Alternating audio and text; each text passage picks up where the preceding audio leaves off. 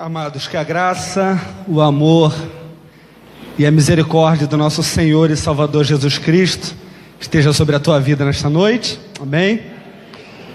Antes de adentrar a mensagem, o salmista tinha uma máxima que ele dizia o seguinte: Deus habita no meio dos louvores. E escutar este coral é uma máxima para os nossos ouvidos.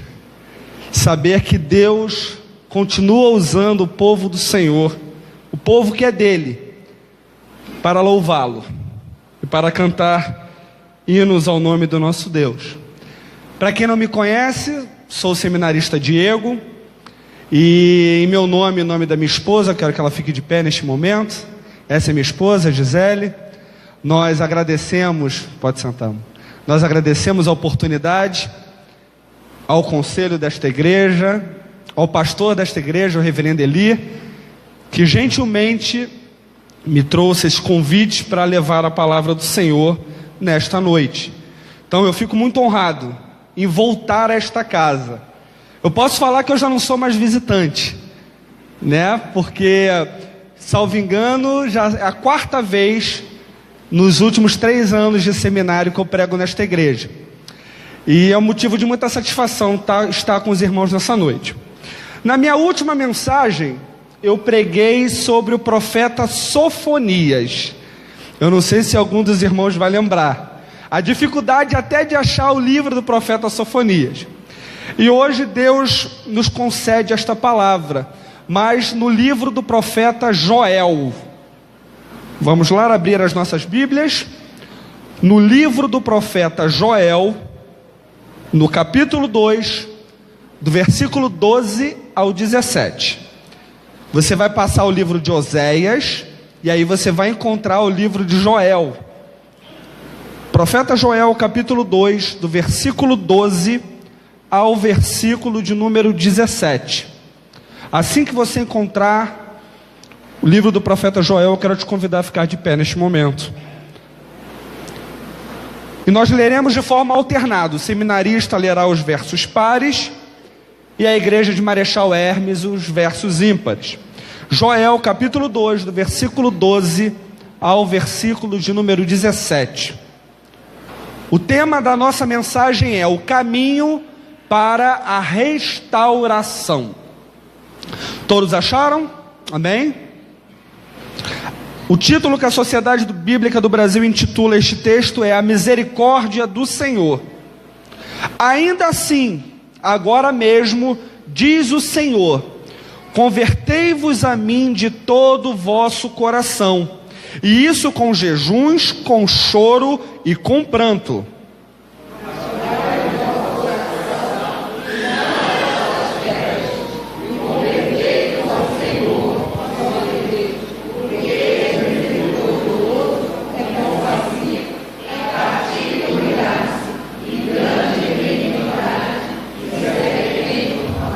Quem sabe, se não se voltará e se arrependerá, e deixar após si uma bênção, uma oferta de manjares e libação para o Senhor vosso Deus,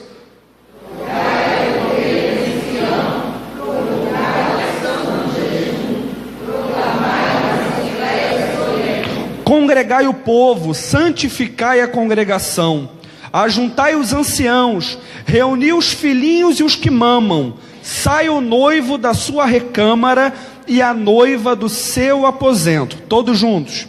Chorem os sacerdotes, ministros do Senhor, entre o pórtico e o altar, e orem. Poupa o teu povo, ó Senhor, e não entregues a tua herança ao opróbrio, para que as nações façam escárnio dele.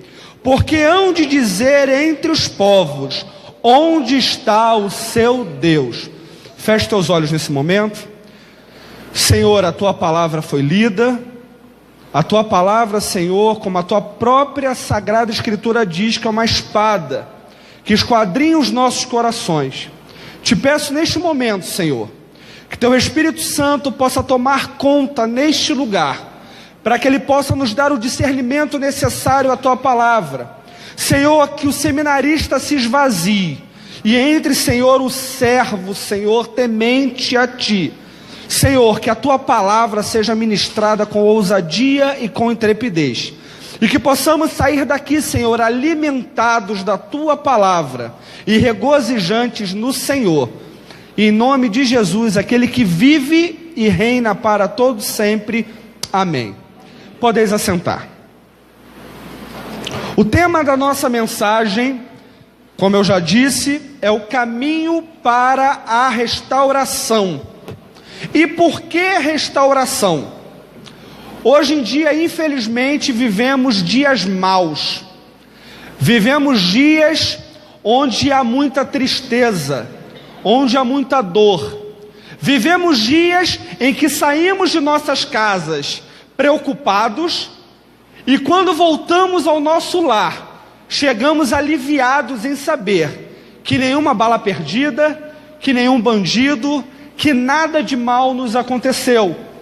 Mas infelizmente, observamos a cada dia nos jornais, na televisão, nos rádios, a crescente violência que se encontra no nosso estado especial. E chegamos a tal ponto, e aqui eu não quero discutir se a vereadora tinha denunciado milícia ou se ela era aliada ao Comando Vermelho. Aqui eu não quero tecer esses comentários. O que eu quero dizer é o seguinte: o nosso Estado, o Estado democrático do país, sofreu uma grande perda, que é a perda de um vereador. Homem e mulher que são colocados pelo próprio povo para exercer a voz do povo naquele lugar. Então não é somente o favelado, não é somente o pobre que é atingido com balas perdidas. Hoje observamos a crescente violência na Zona Sul, ou seja, o nosso estado no completo vive em tremendo caos. E não era diferente com o profeta Joel. O profeta Joel, a própria palavra do Senhor não nos demonstra muito em que tempo ele viveu. Se você for parar para perceber, quando você abre o profeta Isaías, profeta Jeremias e entre outros profetas, você vai ver que sempre no início do texto é o seguinte: no ano do rei Uzias, no ano do rei Artaxerxes, no ano do rei Nabucodonosor. Mas no livro de Joel nós não encontramos esse norte. O livro de Joel simplesmente nos mostra o seguinte no capítulo 1, que ele é filho de Petuel. Os exegetas, os estudiosos, eles vão perceber que Sofonias vai escrever provavelmente após o exílio da Babilônia. Ou seja, o povo estava cativo e o povo é libertado, e após essa libertação, provavelmente, o profeta Joel escreveu tal oráculo. E qual é o oráculo? Qual é a profecia que o profeta Joel ministrará ao povo do Senhor? O oráculo é sobre arrependimento. Enquanto Sofonias prega para Judá com relação ao dia do Senhor, o profeta Joel pregará a Israel sobre o dia do arrependimento. E arrependimento necessário, porque o povo de Judá passava por uma grande calamidade. Se você observar no capítulo 1, você vai ver que Israel, Judá, é atacada por gafanhotos. E como todos sabem, o povo de Israel é eminentemente agrário. Ou seja, toda a riqueza que o povo de Judá tinha foi destruído pelos gafanhotos. E se encontra isso no capítulo 1. Além disso, nós vamos observar o seguinte: que os sacerdotes ficavam embriagados dentro do templo. O povo já não tinha mais a confiança no Senhor. O povo de Judá estava perdido nos seus próprios pecados e nos seus próprios desígnios. Vamos observar também que o profeta Joel é chamado de profeta do avivamento, ou profeta do Pentecoste. O apóstolo Pedro, em Atos capítulo 2, do versículo 17 ao 21, vai falar sobre o profeta Joel. E o quão é importante o profeta Joel na Bíblia, porque ele vai demonstrar o arrependimento no Senhor E no último versículo do capítulo 3 de Joel, ele vai demonstrar o seguinte, que haverá alguém que expiará os pecados do povo. E quem é este que expiou os pecados do povo? Jesus Cristo. Então o profeta Joel, desde o seu primeiro capítulo ao último capítulo, que é o capítulo 3, ele vai demonstrar que tudo se inclina para um grande Salvador, para o grande Messias que o coral cantou. E este Messias é Jesus Cristo. Entretanto, para este povo voltar a ter uma aliança com o Senhor, ele precisava se arrepender dos seus pecados. E vamos ver o que o profeta Joel demonstrará com relação a essa volta, essa aliança com o Senhor. O primeiro ato para ocorrer a restauração é que precisamos voltar urgentemente para Deus. Repita junto comigo: precisamos voltar urgentemente para Deus. Olha o que vai dizer o versículo 12, no capítulo 2 do profeta Joel que nós lemos. Ainda assim, agora mesmo, diz o Senhor. O texto bíblico vai usar o imperativo. E que imperativo é este? Agora. Ou seja, Deus está falando para o povo, não é ontem, não é amanhã, não é quando você se formar na sua faculdade, não é quando você vai se casar, não é quando você vai sair da sua casa, não é quando você vai realizar as suas atividades. Deus está falando para o povo de Judá: agora, volte para mim, diz o Senhor. O nosso Deus, ele age sempre com misericórdia. Entretanto, ele avoca a necessidade urgente de voltar ao Senhor. Vivemos num país onde não há só uma crise moral, não há só uma crise financeira, mas há uma crise ética. E o povo de Judá vivia nesta crise ética. Eles sabiam a quem pertenciam, mas eles não serviam a este Deus de todo o coração. E o que se assemelha o povo de Judá ao nosso povo, em especial ao povo do Rio de Janeiro? Nós conhecemos o Senhor, nós lemos a palavra de Deus, nós sabemos que Ele pode fazer prodígios e maravilhas em nosso meio, mas por muitas vezes nós deixamos de servir ao Senhor. Nós falamos de um Deus na qual por muitas vezes nós não servimos. Então o profeta Joel, como boca do Senhor, abre a sua voz e diz para o povo: agora volte para o Senhor. O povo de Israel, ele vivia no misticismo. Eles acreditavam num Deus, eles acreditavam naquele Deus que tirou o povo da terra do Egito. Mas por muitas vezes, no decorrer deste caminho, o povo se esquecia do Senhor. Nós, como igreja evangélica neste país, precisamos retornar urgentemente para o Senhor. Observamos muitas vezes nas televisões e nos rádios pregações totalmente fora ao contexto bíblico. Uma igreja que não faz diferença no contexto social. Eu sempre digo isso nas minhas pregações para reforçar e ratificar. Hoje somos aproximadamente 41%. 41% do povo brasileiro se diz evangélico. E a pergunta que não quer calar: o porquê este povo não faz diferença nesta sociedade? O profeta Joel é chamado de profeta do avivamento. E quando nós vamos estudar sobre os avivamentos que aconteceram no decorrer do mundo, na sua história, nós vamos observar que homens e mulheres, quando se voltaram ao Senhor de todo o coração, a nação foi transformada pelo Evangelho de Cristo Jesus. E por que o nosso país não é transformado por este Evangelho?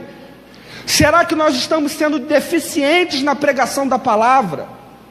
Será que de fato e de verdade nós pregamos este Evangelho da salvação? O profeta Joel, ele demonstra para o povo o seguinte: há necessidade de voltarmos urgentemente para o Senhor.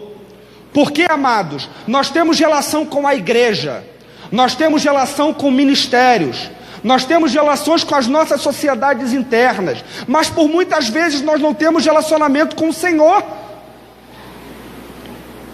Quando você vem professar a fé aqui na frente, e aqui nós temos um corpo de presbíteros e pastores, a primeira pergunta que o pastor faz ao membro que quer se achegar à igreja, que ele promete ser fiel à igreja presbiteriana, enquanto a igreja presbiteriana for fiel às sagradas escrituras.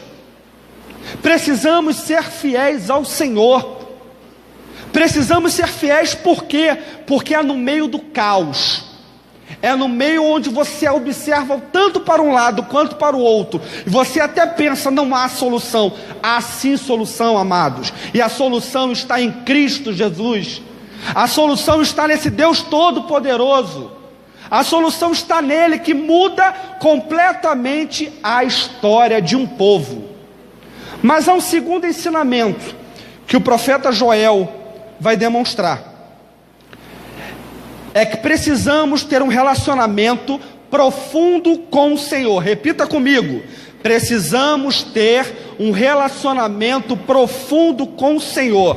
Olha o que vai dizer o versículo 12, parte B deste versículo: convertei-vos a mim de todo o vosso coração, e isso com jejuns, isso com choro e com pranto. Deus fala ao povo a necessidade de uma conversão de todo o coração. E infelizmente hoje vivemos uma superficialidade cristã. Achamos que somos profundos no Senhor, mas a primeira adversidade, o primeiro obstáculo que passa as nossas vidas, nós esquecemos do Senhor, porque nós somos fiéis na bonança, somos fiéis quando tudo está indo bem. Mas quando a primeira intempérie da vida nos aflige, nós esquecemos desse Deus. Você lembra do povo de Israel, quando Moisés sobe ao Monte Sinai para receber as leis do Senhor, e Moisés demora para retornar deste monte? O que o povo está fazendo? O povo constrói um bezerro de ouro. Ele recebe todos os atavios de ouro do povo, e Arão, junto com este povo, elide um bezerro de ouro para o povo adorar. Moisés tinha mal subido ao monte, e o povo já começou a idolatria.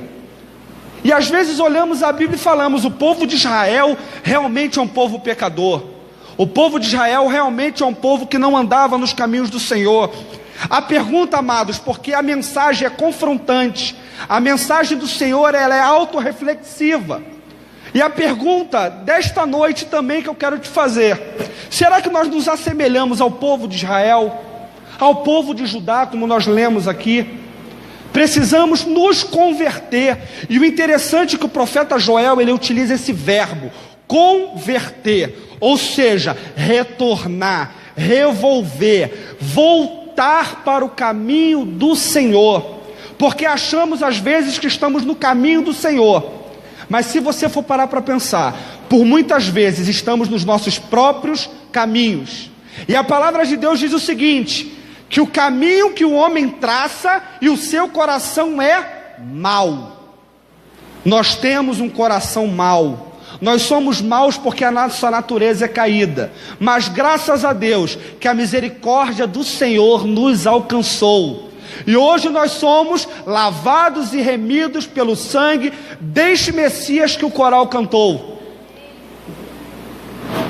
Ezequiel 47, e você não precisa abrir, se você quiser abrir em casa para você perceber o texto, ele vai dizer que as águas, elas davam nas canelas, e depois as águas, elas davam nos joelhos, e depois as águas, elas davam nos lombos, e depois as águas já submergiam o profeta. Isso quer dizer o seguinte, que quanto mais nos aprofundamos no Senhor, mais o Senhor vai nos levar a lugares que nós não conhecemos. Precisamos ter vontade de se aprofundar no Senhor, mas para se aprofundar no Senhor, precisamos voltar ao caminho do Senhor. Sofremos as mazelas que sofremos hoje, porque por muitas vezes o nosso povo é infiel. João Calvino, um de seus escritos, ele vai dizer o seguinte: que Deus castiga o povo através dos seus líderes. Por muitas vezes Deus castigou o povo de Israel por causa dos seus líderes. Nós reclamamos do Cabral, nós reclamamos do Pezão, nós reclamamos de tantos outros líderes, mas a pergunta, mais uma vez, que não quer calar: quem elegeu esses homens? Fomos nós. Então, por muitas vezes, o castigo do Senhor vem ao nosso povo, porque nós não consultamos ao Senhor em quem nós devemos votar. E eu não estou dizendo aqui, amados, porque você tem que votar no evangélico, porque infelizmente observamos o prefeito da nossa cidade, um homem que se diz evangélico, e um homem que nem na cidade do Rio de Janeiro está para governar esta cidade. E eu não quero falar de política aqui. O que eu quero demonstrar é que Calvino de fato estava certo. O povo por muitas vezes é castigado porque nós não consultamos ao Senhor com relação à escolha de nossos líderes. E o povo de Judá padecia porque não andava nos caminhos do Senhor. O que mais Deus quer, amados irmãos, é que nós mergulhemos nas águas de Deus. Precisamos nos aprofundar, precisamos ser amigos íntimos do Senhor. Precisamos ser amigos íntimos a tal ponto como Davi era, um homem segundo o coração do Senhor, a menina dos olhos de Deus. E se nós observarmos o livro sobre a vida do rei Davi, nós vamos ver que ele era tão pecador quanto nós, mas havia um diferencial em Davi: era o arrependimento genuíno ao Senhor. Precisamos nos arrepender genuinamente ao Senhor. Mas existe um terceiro ato que o profeta Joel vai nos mostrar com relação a voltar ao caminho da restauração com o Senhor. E este terceiro ato é: precisamos voltar para Deus com sacrifício. Repita comigo: precisamos voltar para Deus com sacrifício. Olha o versículo de número 13, o que o profeta Joel vai demonstrar: rasgai o vosso coração e não as vossas vestes, e convertei-vos ao Senhor vosso Deus, porque Ele é misericordioso e compassivo, e tardio em irar-se, e grande em benignidade, e se arrepende do mal. Precisamos oferecer sacrifícios vivos ao Senhor. Quando o coral canta aqui na frente e louva ao Senhor, ele está oferecendo um sacrifício de louvor. Quando o ministério de louvor vem à frente e canta ao Senhor, está oferecendo sacrifício de louvor. Quando você se ajoelha no seu banco e começa a clamar ao Senhor, você está oferecendo um sacrifício de oração. Você, quando na tua casa está jejuando, você está oferecendo um sacrifício ao Senhor. Precisamos voltar para o Senhor com sacrifício. A vida cristã não é fácil. Muitos que vêm à igreja acham que a vida cristã é um mar de rosas. Amado irmão, eu queria te dizer nesta noite: se você acha que a vida cristã é um mar de rosas, você precisa acordar. Se você observar a vida de Cristo Jesus, você vai ver que a vida do nosso Salvador não foi um mar de rosas. Ele sofreu, ele padeceu como um sacrifício vivo, mas ele cumpriu a ordem do Pai. Precisamos cumprir as ordens do Senhor. E se as ordens do Senhor requer sacrifício, precisamos nos sacrificar. Muitas vezes reclamamos que está chuva, eu não vou à igreja porque está chovendo. Está calor, eu não vou à igreja porque está quente. Eu não vou à igreja por isso, eu não vou à igreja por aquilo. Eu não vou à igreja porque o ar-condicionado da igreja está quebrado, então eu não vou para a igreja. Amado, se a vida cristã só se resumisse em sol e chuva e o ar-condicionado quebrado, a vida cristã requer sacrifício. O povo de Israel, quando voltou, e se você vai observar lá no Salmo 126, O povo vai dizer o seguinte, que eles voltavam para o Senhor, eles pediam ao Senhor o quê? Senhor, obrigado porque estamos voltando para a terra, o Senhor nos consolou, o Senhor nos cuidou, o Senhor nos abençoou, o Senhor esteve conosco nos momentos ruins. Precisamos entender, amados, que precisamos sacrificar ao Senhor, precisamos voltar ao Senhor com sacrifício. Existe um quarto ato que o profeta Joel vai demonstrar. Você gravou os outros 3? Depois nós vamos lembrar. O quarto ato do profeta Joel é que precisamos voltar para Deus quebrantados e com sinceridade. Vamos lá? Precisamos voltar para Deus quebrantados e com sinceridade. O versículo 13 ainda vai dizer o seguinte, que não é necessário rasgar as vestes, mas rasgar o coração. O porquê o profeta Joel vai falar sobre rasgar vestes, ao invés de rasgar as vestes e rasgar o coração?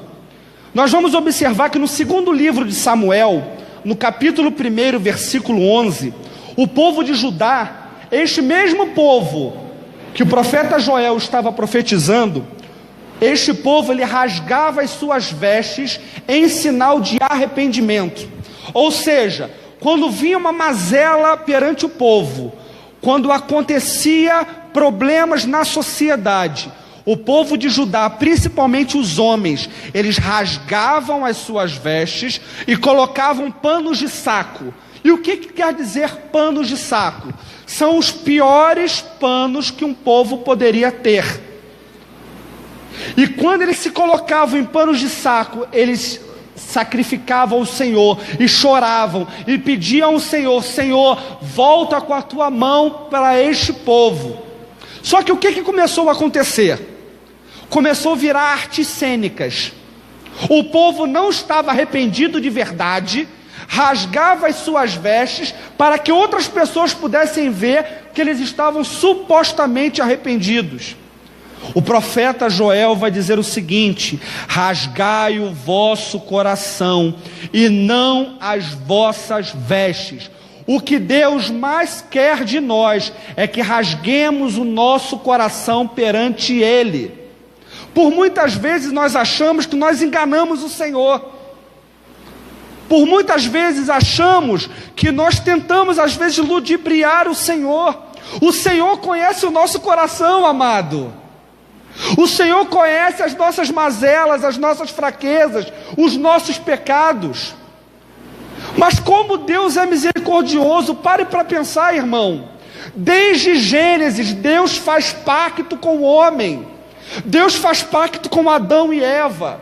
Depois Deus faz pacto com Abraão. Depois Deus faz pacto com José e Jacó. Depois Deus faz pacto com Davi. Deus faz pacto com Salomão. Deus faz pacto em todo o Antigo Testamento. Mas o povo do Senhor quebrava este pacto. Por quê? Porque o coração do povo não estava contrito ao Senhor. Precisamos voltar de fato e de verdade ao Senhor, quebrantados e com sinceridade. Joel, através de uma percepção iluminada pelo Senhor, ele vai dizer que aquilo que estava na sua atualidade tinha virado artes cênicas ao invés de arrependimento. Será que nós atuamos perante o Senhor? Será que nós utilizamos máscaras perante o Senhor? Porque utilizar máscaras para a pessoa que está no nosso lado, você até consegue, mas você não consegue utilizar máscaras perante o Senhor. E é impressionante quando você pega o Jardim do Éden, e você pega Adão e Eva, eles pecaram. Qual é o primeiro ato que Adão e Eva fazem quando eles descobriram o pecado, e quando o pecado entrou no coração deles? Eles fugiram do Senhor. Ao invés de se rasgar e falar assim, Senhor, me perdoa, eles fugiram do Senhor. Amados, nós somos filhos de Adão e Eva. Os nossos primeiros pais E por muitas vezes nós fugimos da presença do Senhor, ao invés de rasgar os nossos corações. Então o profeta Joel diz: não rasgue as vossas vestes, rasgue o seu coração perante o Senhor. Mas existe ainda um último ato, e aqui eu estou finalizando a mensagem. O quinto ato que o profeta Joel vai demonstrar ao povo: que precisamos voltar para Deus verdadeiramente, pois só assim Deus nos abençoará novamente. Repita junto comigo, eu sei que é longo. Precisamos voltar para Deus verdadeiramente, pois só assim Deus nos abençoará novamente. O que o profeta Joel demonstra ao povo, e você vai perceber, eu quero que você abra a sua Bíblia, no versículo do 18 ao 27, nós lemos até o 17, quando o profeta Joel orienta o povo. E olha o que acontece quando o povo se volta aos caminhos do Senhor. Eu vou ler e os irmãos acompanham. Então o Senhor se mostrou zeloso da sua terra, compadeceu-se do seu povo, e respondeu-lhe, disse: eis que vos envio o cereal, o vinho, o óleo, e deles sereis fartos, e vos não entregarei mais o opróbrio entre as nações, mas o exército que vem do norte, eu removerei para longe de vós, lançá-lo-ei em uma terra seca e deserta, lançarei a sua vanguarda para o mar oriental, e para a sua retaguarda, para o mar ocidental. Subirá o seu mau cheiro, e subirá a sua podridão, porque agiu poderosamente. Não temas, ó terra, regozija-te e alegra-te, porque o Senhor faz grandes coisas. Não temais, animais do campo, porque os pastos do deserto reverdecerão, porque o arvoredo dará o seu fruto, a figueira e a vide produzirão com vigor. Alegrai-vos, pois, filhos de Sião, regozijai-vos no Senhor vosso Deus, porque Ele vos dará em justa medida a chuva, fará descer como outrora a chuva temporã e a serôdia. As eiras se encherão de trigo, e os lagares transbordarão de vinho e óleo. Restituir-vos-ei os anos que foram consumidos pelo gafanhoto migrador, pelo destruidor e pelo cortador. O meu grande exército que enviei contra vós outros, comereis abundantemente, e vos fartareis, e louvareis o nome do Senhor vosso Deus, que se ouve maravilhosamente convosco, e o meu povo jamais será envergonhado. E agora o último versículo: sabereis que estou no meio de Israel, e que eu sou o Senhor vosso Deus, e não há outro, e o meu povo jamais será envergonhado. É isto que Deus faz quando nós voltamos ao caminho do Senhor. Ele reverdecerá os nossos campos, ao invés de deserto terá grama, as águas fluirão novamente, o leite e o mel também fluirá, a abundância tomará conta da nossa casa, porque nós confiamos no Senhor dos exércitos. Em Crônicas vai dizer um versículo que é um versículo marcante: se o meu povo, que se chama pelo meu nome, se humilhar, se rasgar, orar e pedir a mim, eu vos... O que Deus faz?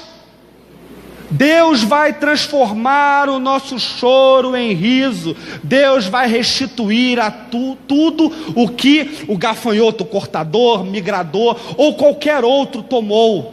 E aqui, irmãos, eu não estou falando de doutrina de prosperidade. Aqui eu estou falando o que a Bíblia diz quando o servo do Senhor é fiel a Ele. Precisamos ser fiéis ao Senhor, amados. O profeta Joel profetizou para este povo que era necessário se voltar. E aqui eu repito os tópicos para nós gravarmos. O primeiro tópico é que precisamos voltar urgente para Deus. O segundo tópico é que precisamos ter um relacionamento profundo com o Senhor.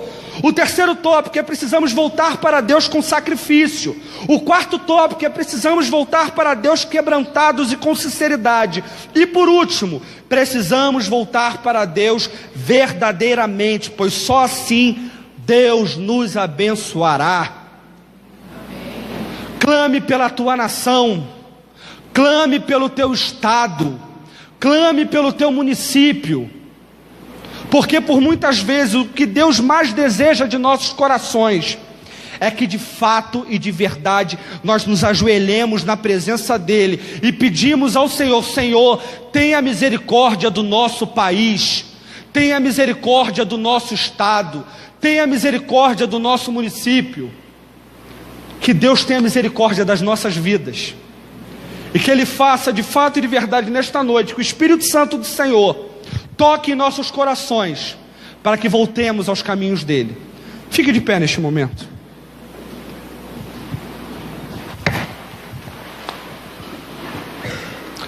Eu confesso aos irmãos que eu sou um apaixonado pelos profetas menores, e por muitas vezes esses profetas não são lidos na igreja. Eu convido os irmãos a começarem a ler os profetas menores, e vocês serão tremendamente abençoados pelo Senhor, como eu tenho sido abençoado. Feche teus olhos nesse momento. Quero convidar o presbítero aqui à frente, dirigente deste culto. Nós vamos orar,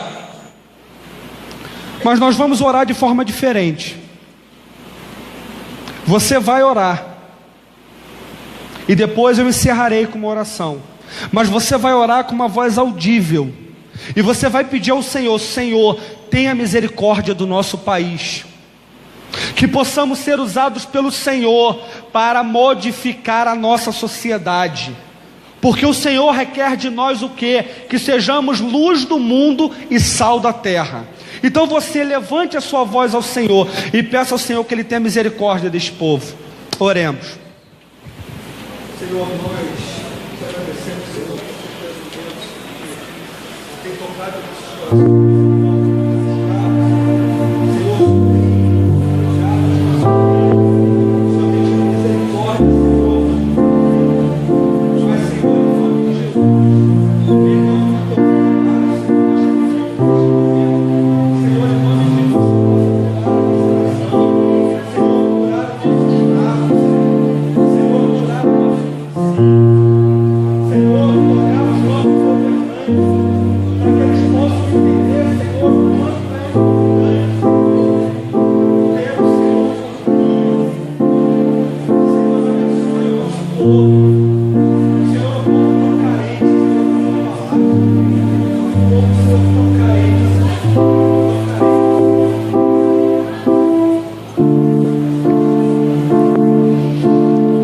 Senhor, Tu és um Deus amável, Tu és um Deus misericordioso, Tu és um Deus que nos sustenta, um Deus que nos mantém, um Deus que nos guarda em Suas asas.